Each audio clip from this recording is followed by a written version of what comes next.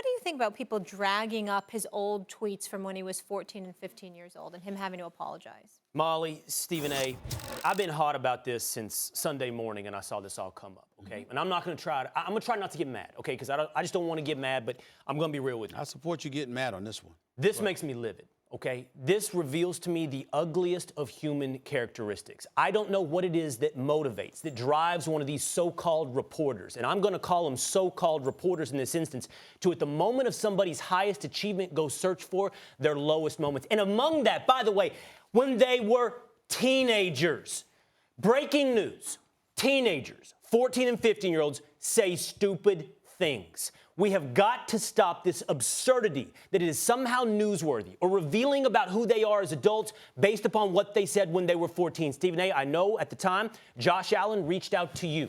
We've had this with Josh Allen, Dante DiVincenzo. We've had this with multiple athletes, Josh Hader. And I am not excusing a single thing they said when they were teenagers, but that's the point. Teenagers say inexcusably stupid things. It's not newsworthy. And I want to say this. I think it's really, really something that these are, I don't know if they're cultivated.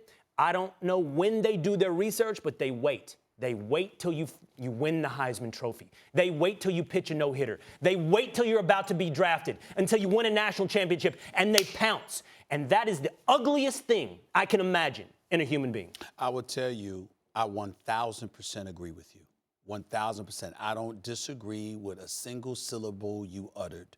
And I will go a step further by saying it's inhumane. It really is what folks try to do to these kids. You know, it's interesting when you watch these guys and you look at what Kyler Murray has been through and what he's overcome. This was a defining moment for him, DiVincenzo, when he was at Villanova, won the national championship, and here folks come out with this.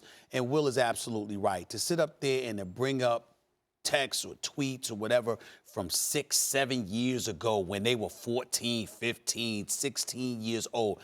Kids do stupid things. They say stupid things. And what we have is, I think that the one thing about this that really should resonate with us all is that I think it gives us indications about how much we've regressed as a society, and it forces us to ask why that is.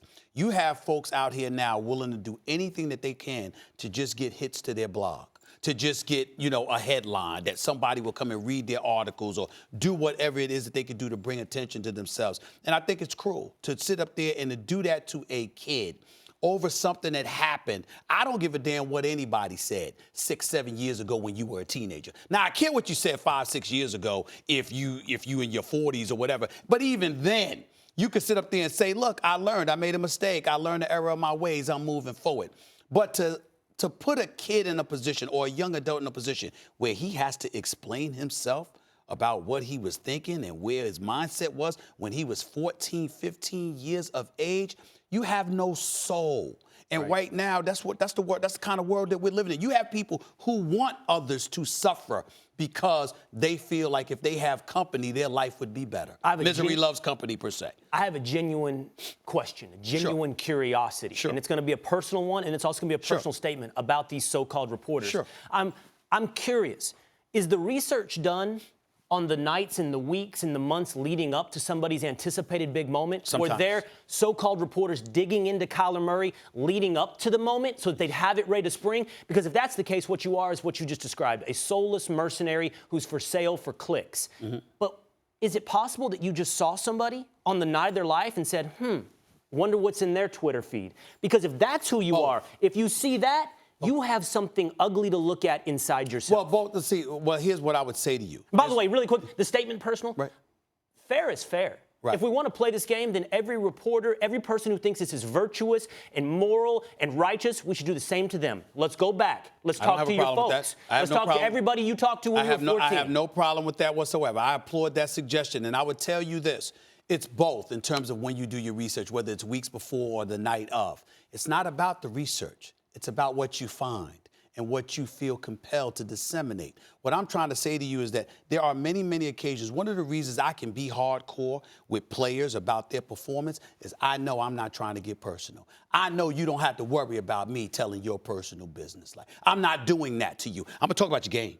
I'm going to talk about your performance. I'm going to do that. But your privacy, I'm not trying to invade that. I tell cats all the time, don't end up in the police blotters because that's public. You understand what I'm saying? Outside of that, I'm not trying to get into your private business. But especially when it comes to a young man who was a kid, if I do my research on you, okay, I might go back and look at what tweets you may have put out there. My point to you, Will, is that I could see that Kyler Murray might have put that tweet out when he was 14 or 15 years of age. I'm not talking about that. Hell no. I'm not doing that. And no editor should have signed that story. I'm not going to look at that and go like this. Let the public know that when this kid was 14 or 15 years old, he said this. And if I wouldn't do that. Signed that I would never do that. Reject it. No, That's right. I'm not doing that story. That's right. But in fairness, I can reject it. You probably can reject it. There are instances and situations, as wrong as it is, where you got a guy, he's broke, the editor's getting in your face like, you gonna put that out. No, you can't be for sale like that. You got to stand for something. Listen, let me say, we should end like this. I debated doing this on my radio show. It's hard we for debated other people, talking not about this. me, but it's hard. Listen, I debated talking about this because do you want to disseminate? Do you want to help spread this awfulness? But here's the thing: you can't sit quietly because this stuff is proliferating. They're doing it more and more and more to people that achieve, and you got to put it on Front Street. You got to call it out. In the end, we should tie it up like this. Well, go ahead. I am a Longhorn. I like Sam Ehlinger. I bleed burnt orange. Congratulations, Kyler Murray. You were one hell of a quarterback, and when your team needed to make a play, you did it. You deserve the Heisman Trophy. Well, when you brought it up this morning, you saw, I told you. I know. Let's talk about it. Has to be talked about. It's the right thing to do. It's wrong what was done to him. And it was wrong what was done to DiVincenzo as well.